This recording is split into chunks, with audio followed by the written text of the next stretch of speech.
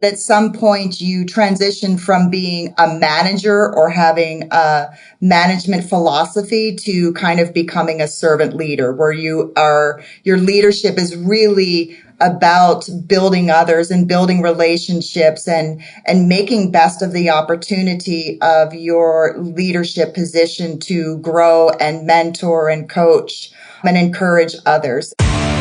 Without supplies, there's no surgery. Without products, there's no patient care. Welcome to Power Supply, the healthcare supply chain podcast focused on helping you navigate the intricacies of logistics, purchasing, contracting, and supplier relationships. Each episode, we speak with healthcare executives, supply chain leaders, and innovative entrepreneurs from across the country as they share their stories, experience, and expertise on the industry we love. From the loading dock to strategic sourcing, from buyers to the C-suite and across the enterprise, we tackle the real-life issues impacting the healthcare supply chain.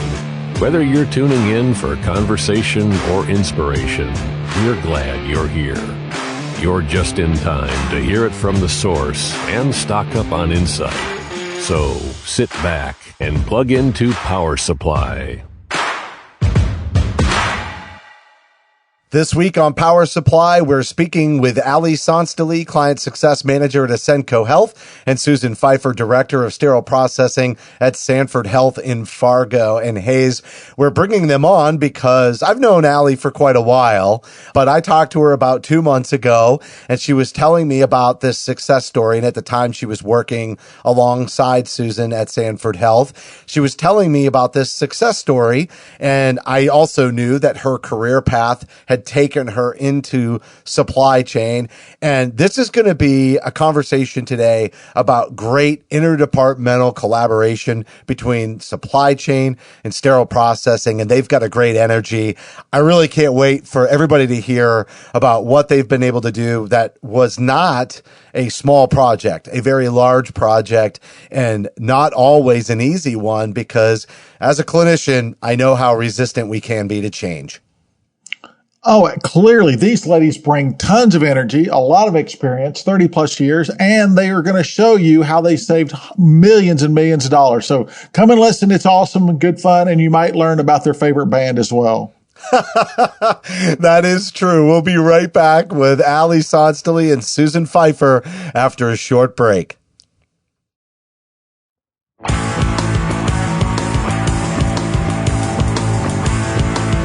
I'm Hayes Walder. And I'm Justin Poulin. A production of 17 Studios. You're listening to Power Supply.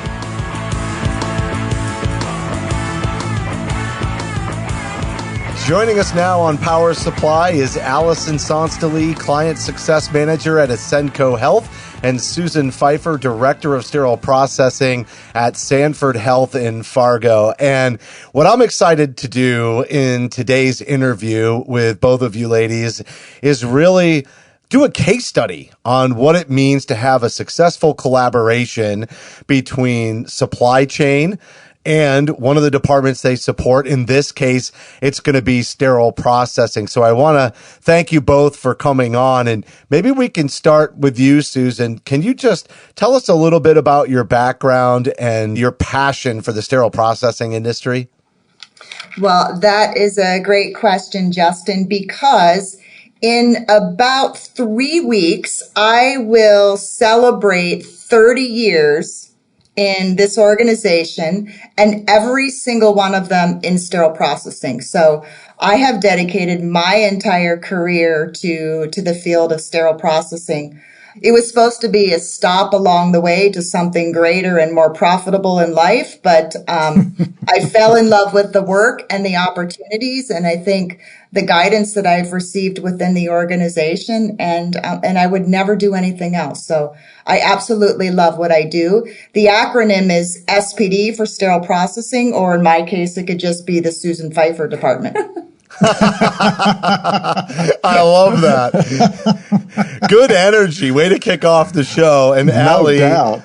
I know you have a great deal of passion for sterile processing as well, and we're going to talk a little bit about your story today and your collaboration together. But why don't you talk about your background, because it's interesting and it really kind of connects the dots for why we have you both on the podcast today.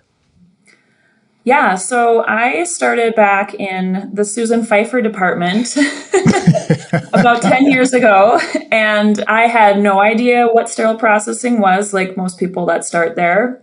And I really also just kind of fell in love with it as well. And I came into a really great environment where there was like a career progression plan and a lot of support and a clear vision about here's our goals, here's where we want to go. And there was really a lot of buy-in from the staff and a lot of support from leadership. So it was a really great place to really learn more about sterile processing and just how the OR works, how healthcare works in general.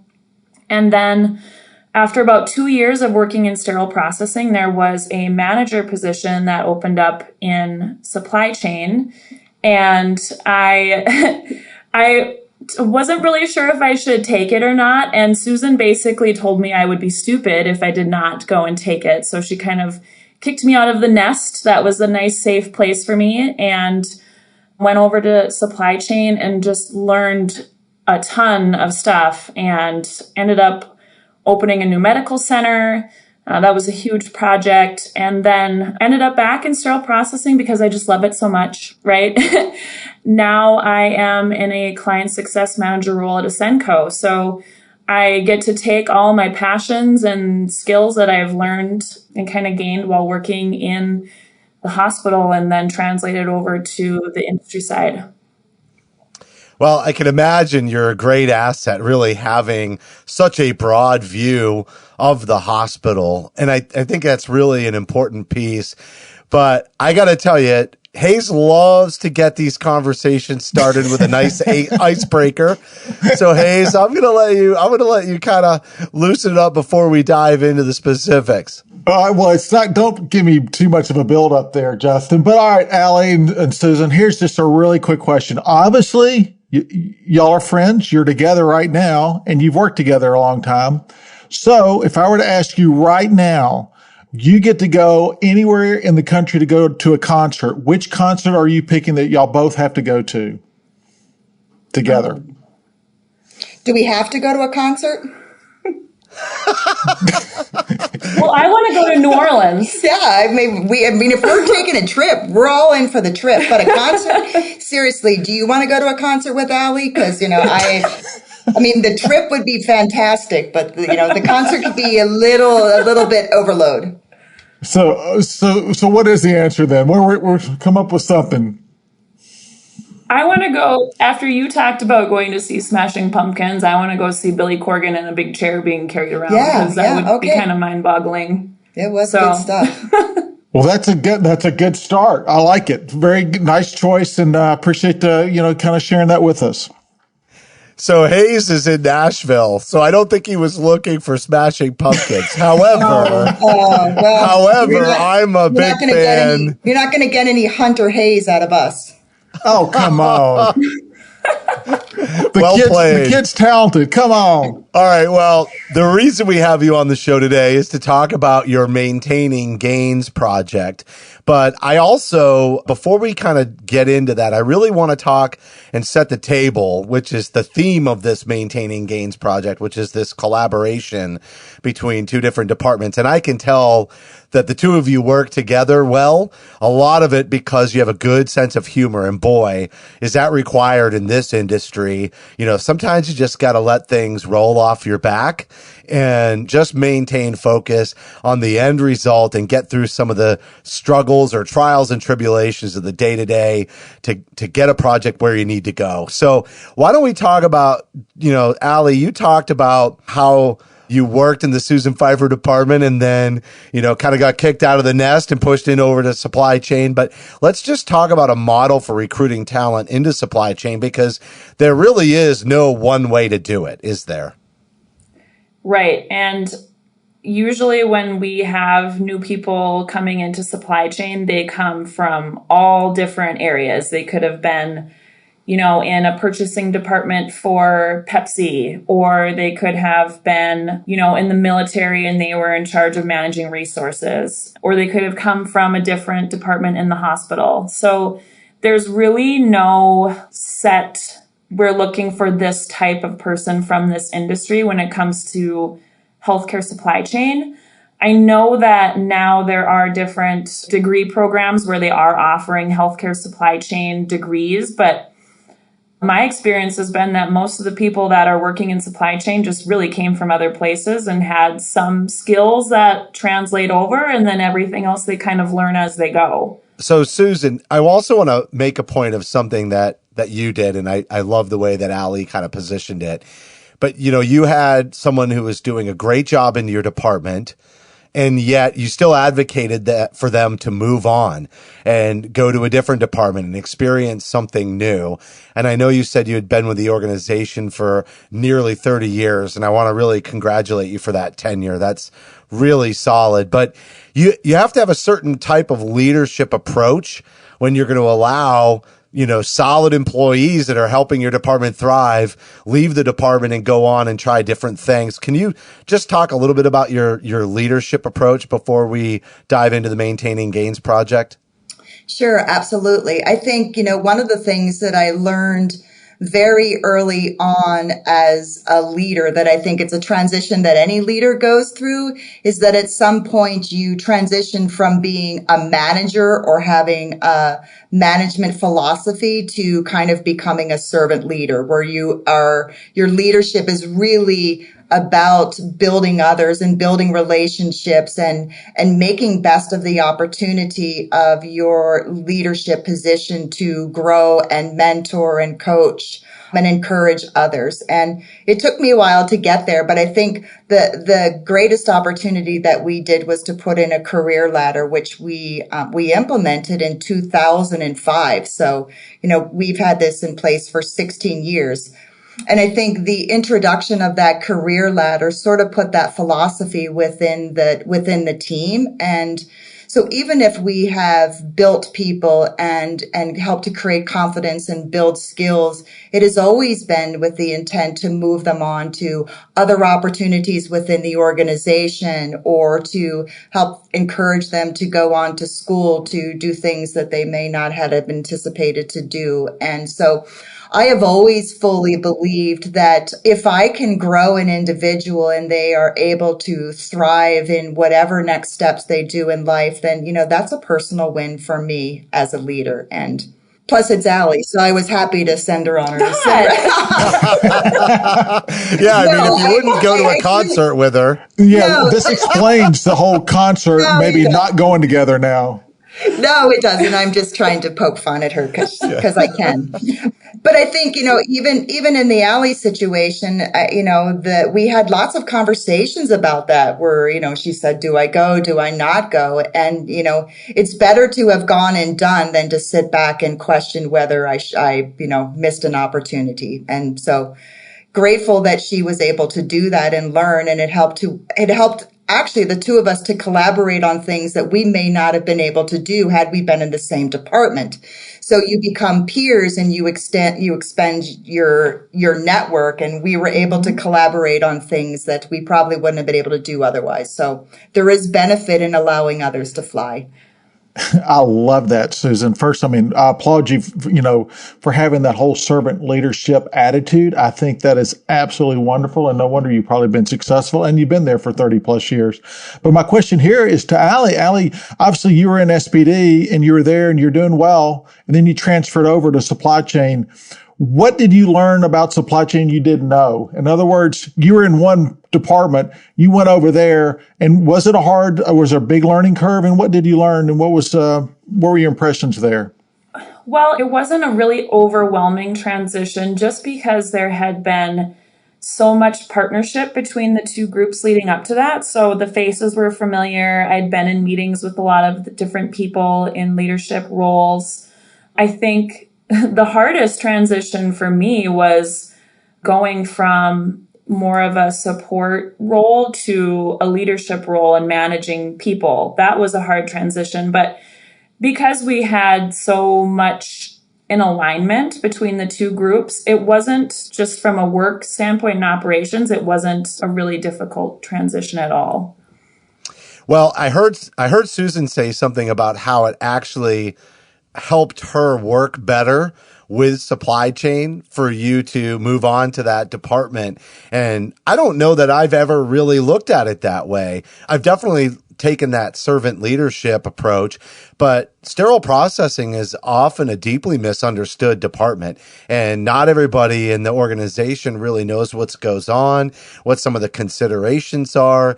And there's a lot of competing expectations that get placed on sterile processing as well. So really having people with that experience and background move on to other roles in the organization can really only help champion sterile processing. And, I think we're now finally seeing a lot more emphasis in the industry for the department, but very much kind of behind the curtain, so to speak, for such a long time. And you talked about how it helped you work together.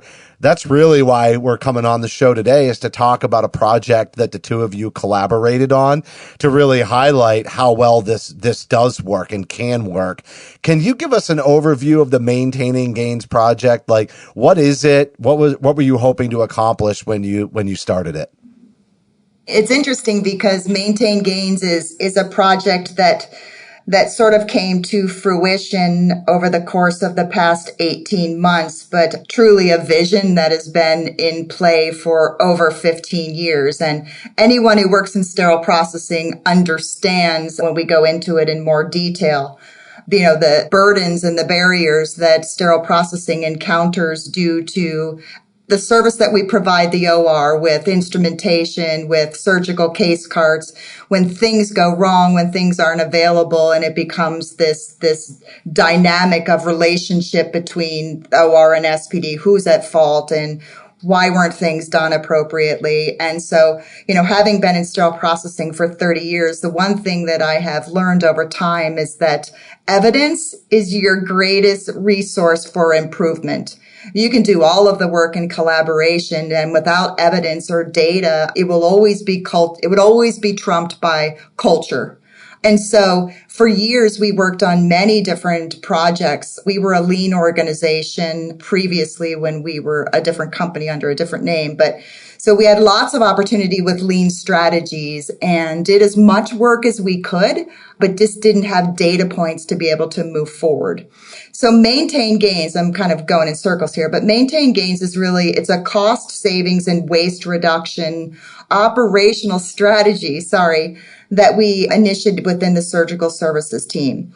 So really looking at, the operating room produces a large amount of waste, whether it's from consumable supplies, whether it's the number of instruments that reside in a set. And so I often joke that sterile processing is really just a waste management system, right? So all of the things that don't get used, all the things, so we're constantly catering to the needs of the OR, and with the OR with the idea that they want what they want when they want it. And how do we deliver that in the most waste-free, cost-effective, and efficient manner that also provides safe outcomes and surgeon satisfaction? I think you have to have those 5 key points to be able to do any kind of improvement work that really dives into the arena of the operating room.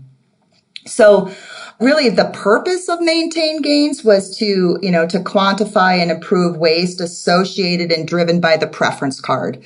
The preference card was really the place that we kind of were grounded in looking at most of our work.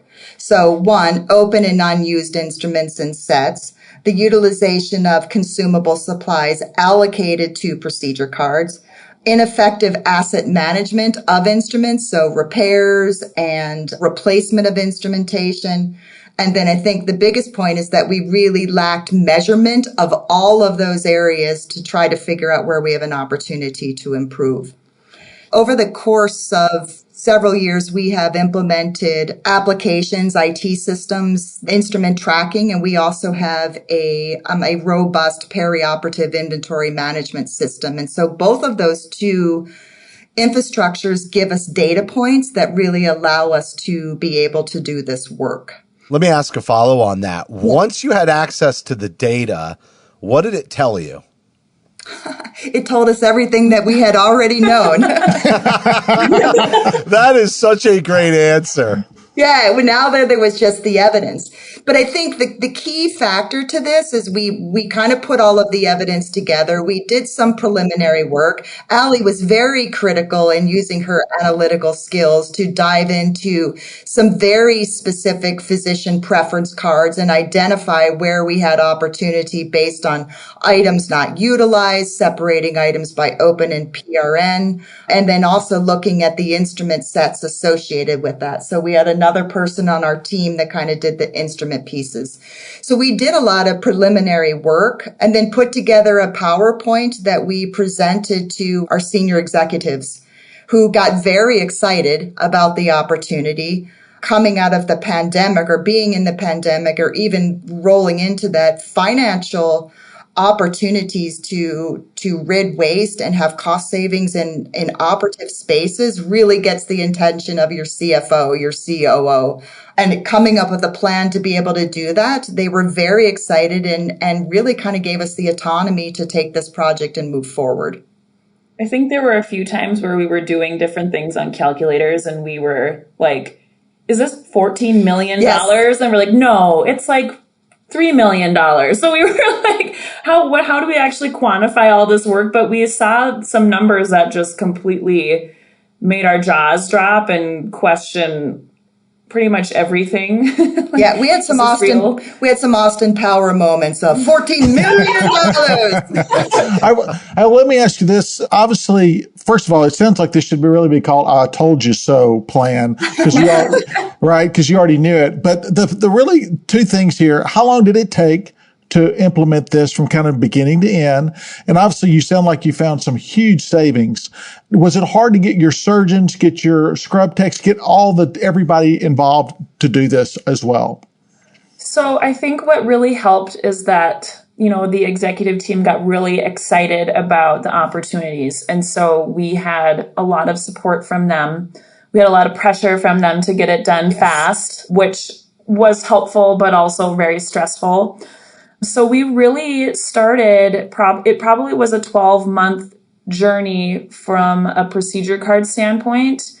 And part of the reason that it took so long, it doesn't seem long when I look back at it, but when we say 12 months, it seems like, wow, that's a really long time. But we would start looking at a group of cards, like we looked at arthroscopies, and then we started looking at the data with the OR team. And there were a lot of questions and discoveries that we came up with where the data didn't make sense with what they were experiencing. And so we found there were some issues where we had to add in other data points. And then once we got that figured out, we realized we needed to redo our core and our room stock to help support all of the changes that we were going to make, because we had things that were in some rooms and not in others. We had too much of some things in the core. We were missing things in the core. It was just kind of a mess. So we went at that with the approach of we want to standardize things and base things on utilization, because again, we had that data that said, here's what you use, here's what you don't use. Let's make some decisions by what you actually need to have, at your fingertips, and what can be in SPD to get if you need it. So we did all the arthroscopies, then we did the core and the room stock, completely redid them. And then we edited 400 procedure cards in a week. So that was a huge lift. We had some pressure to go fast. And so that's why we chose to do that in such a short amount of time. And looking back on it, I think we would have rather taken our time and gone through like each kind of group of cards like we did with the arthroscopies, because we did have those discoveries and we were able to have conversations and make sure we did it right the first time instead of doing it really fast and then having, some problems come up where we had to go back and fix things again. So just like cooking meat, you want to do low and slow, right? With I didn't expect that today. Work. That was you caught me off guard on that one. She caught me off guard too. Was this plan essentially at your flagship, or had this been rolled out to other facilities that y'all owned? Well, so we have 3 hospitals in Fargo, and we actually did this project at our orthopedic hospital. Pretty consistent cases, not a lot of variation in procedures. There's an end to the day. And so I think it was a great platform to do that. I think that two things that I think are important. One, we had the OR director who was really, really willing to take a risk with her team and use the evidence to sort of mitigate her team's feelings. This was very, very difficult for the OR teams to wrap their heads around. And she pushed, and we probably wouldn't be where we were if we didn't have that collaboration with her. In regard to the physicians, I will tell you that I was at a surgical operations meeting and was presenting the work that we had done at the orthopedic hospital to all of the surgeon group with the intent that we were going to roll it out to the other 2 hospitals. I had one physician that was asking a bunch of questions about how this was going to impact him personally. But then the head of orthopedic surgery said, listen, guys, here's the deal. All of this work happened, and I didn't know a thing. Wow. Beautiful. So you not only established a proof of concept, but you got a very powerful testimonial at the end as well. Yeah, it was great. I mean, for them to say we had no idea it even happened, we had no disruption to our procedures. Yeah, that was a major win. Will that happen in cardiovascular surgery? I don't know. Well, it's worth giving it a shot, but I think one of the things that you said that was so important is, getting the right leadership push, making sure that everybody's on board with the project, that they understand, how it can be done. And you really laid that out. But here's the other thing. You've made all of these gains. But the title of this is Maintain Gains, right? So how do you make sure that all that great work and that baseline that you established, et cetera, how are you going to make sure that this is going to be sustained over time, that it doesn't just get back to where it was in the past after 2 or 3 years? Well, we're working on that because it's only been about 6 weeks since we came to, fruition of this portion of the project. And we've talked about that a lot along the way. So we're working on figuring out what the sustainability process is. How are we going to build a system that every change to every card from this point forward at that location needs to be in a spreadsheet. We need to document it. We need to understand the history because it's so easy to get back into old habits where everyone has access to cards and the ability to change anything on a whim. A physician has a bad day and wants this added because he couldn't get it quick enough. We have to build rules and regulations as to how we're going to maintain that moving forward. And we're in the process of doing so. So for right now, we're pausing that there can be absolutely no changes to a base card. They can for specific patient encounters, but no changes to cards for the next 60 days. That will give us an opportunity to run some analytics and see whether the changes that we made were good or whether there was a change in practice where we need to make some adjustments because we had some pretty robust scope. So for example, the utilization, so for an item to go into the open column on a procedure card, it had to be used 90% or greater. And the intent in the room is that it will be opened every time. Don't question it. It'll come in a color-coded bucket indicating that it is an open item, so open it every time. Anything used less than 20% of the time is automatically off the card, meaning that anything sitting from 89% to 29% is in the PRN column. So a lot of the discussion that we will do in the maintenance phase and how we, navigate that will really be a lot of movement between open and PRN as there's probably adjustments to those procedures over time. So there's a great deal of ownership that really has to be taken here. And I hear it from you, Susan. You really own this project, and one of the things that I think is so important. And we heard it loud and clear as your passion for the industry. But we've had a number of other conversations. And Allie, I'm kind of looking for your thoughts on this. We've had a number of other interviews where they've suggested that supplies and materials that really be lifted off of the clinicians in the operating room, off their plate. Let that ownership reside in supply chain and let them do that job. And there's always some hesitancy. And I think you didn't say it outright, but I heard it as part of the discussion, the resistance, how hard it was to change. But I think to gain that level of confidence from the clinicians, it really comes down to ownership. And so from a supply chain perspective, Allie, I'm not sure that supply chain can continue to own a project like this. So I wanted to get your thoughts. Like, I hear the ownership from Susan. Is that something that's really critical to projects like this, is that you have somebody else who has sort of, they're an internal stakeholder, they have skin in the game, and they're willing to take this level of ownership? Yeah, I think it's really important to have that. I think at some point there needs to be some transition. I know that everyone's reporting structure is different as far as how much does supply chain support or even control what's going on. But I think no matter what the reporting structure is, supply chain has to own the part where the inventory is managed in a smart way that's data-driven, and has to help provide data to its end users. And whether that's just, here you go, here's the information, or whether that's, let's work together and make a plan on how we can improve this, I think there has to be some sort of role that supply chain takes in doing that. This was really a great case study. I appreciate you both sharing your success with us on this podcast. I heard a lot of really strong themes in there about how to ensure that a project like this is successful, but you really bit off a big one. We hear all kinds of conversations around the maintenance of P cards and set optimization. And it sounds like you did both all at once. And so I'd love to get back together a year or two from now and have you update us on the maintenance phase and some lessons learned there as well, because I think checking back in with you would be really phenomenal. And I want to thank you both for coming on to the show today. Absolutely. And an all expense paid trip to Smashing Pumpkins.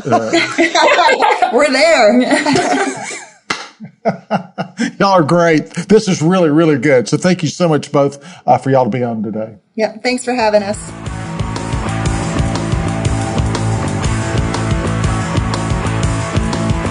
That was Allie Sonstelie, Client Success Manager at Ascenco Health, and Susan Pfeifer, Director of Sterile Processing at Sanford Health in Fargo. And what a great story. And I like that we got a little bit more, into the weeds with some details, Hayes, because sometimes we talk on podcasts like this very hypothetically, or we say this is how you should do it. But we really got some good detailed nuggets from this interview, from something that they actually worked on together. I love talking about the different career paths that people take throughout healthcare organizations. So Allie's story there was awesome, but so was Susan's, with nearly probably 30 years by the time we released this podcast, with one organization in sterile processing. And you could just hear her experience and knowledge come out as she talked about how to engage leadership. And, if you're a supply chain professional and you're trying to move the needle with new ideas, new concepts, data-driven change in your organization, I can only imagine how pleased you would be to find somebody like Susan with that level of competency at your side to really drive it and being willing to take the ownership of the project to ensure its success. Because the last thing somebody in supply chain wants to do, Hayes, is waste their time on a project that doesn't end up having a lasting impact. Oh, clearly. And one, thing Susan did talk about is her servant leadership, and then actually kind of elevating Allie into a new role, which is actually a genius move. Think about this. Now she's got a proponent on the other side in supply chain, but she clearly did. They talked about the nuts and bolts of that entire plan. It took them a year, but they had a really, really impressive results. So absolutely. I'm glad they came on. They were a lot of fun too. That's going to do it for this week's show. As a reminder, you can help support Power Supply by subscribing on Apple, Amazon, or Google Podcasts, as well as Stitcher, iHeartRadio, Spotify, or your favorite podcast application. You can also access bonus content for certain episodes by downloading our smartphone app for iPhone and Android. We certainly appreciate a rating and review because your feedback is important to the show. And on behalf of Hayes and myself, thank you for listening to this week's episode of Power Supply.